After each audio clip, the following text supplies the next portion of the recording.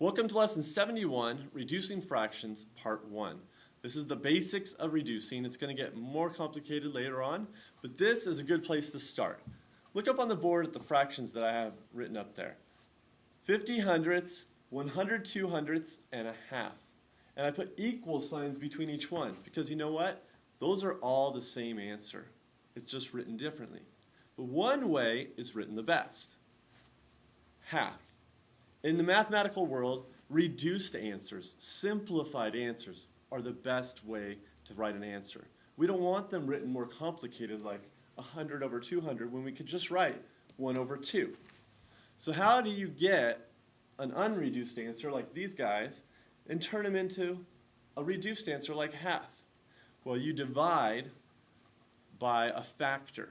And it could take several steps. You're going to have to divide by a factor and then divide by another factor and so on. But if you could divide by the greatest common factor, the GCF, then you could do this reducing in one step.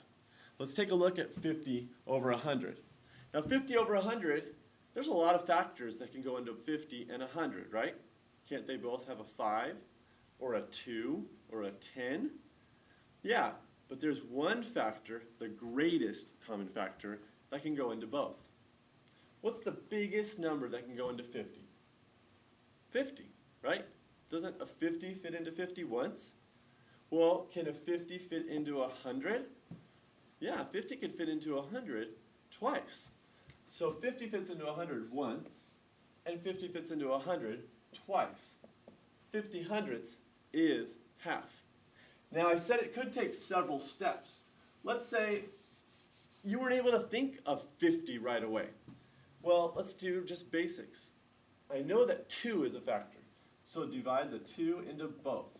Whatever you divide on the top, you have to divide into the bottom. You can't pick two different numbers. So you cut 50 in half and you get 25, and you cut 100 in half and you get 50.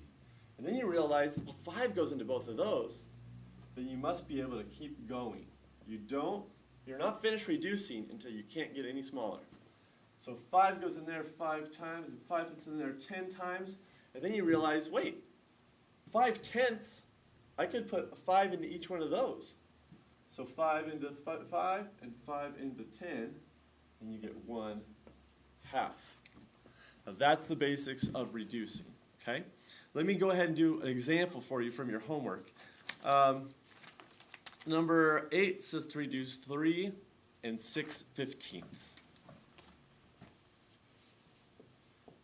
Now, the whole number in the front doesn't get reduced. It's already 3 wholes. But the 6/15 can be. And you need to think of a factor. What goes into 6 and 15? Now, 6 doesn't have very many factors. You can think of it like that. 1, well, you never do 1 because it doesn't change the number. You could do 3. Does 3 go into 15? It does. So let's divide the numerator and the denominator by 3. 6 divided by 3 is 2. 15 divided by 3 is 5. And don't forget to carry over your whole 3. Now I have 3 and 2/5. Is there a number that can go into both a 2 and a 5? Well, always 1 would work, but you never do 1 because you divide this by 1 and 1, it'll do the same answer. There's nothing else. When there's nothing else, you're done. You've reduced that answer to its simplest form. All right, that's the basics of reducing. It's going to get more complicated later on, and I can't wait to show you. But for now, if you have any questions, let me know. Thanks.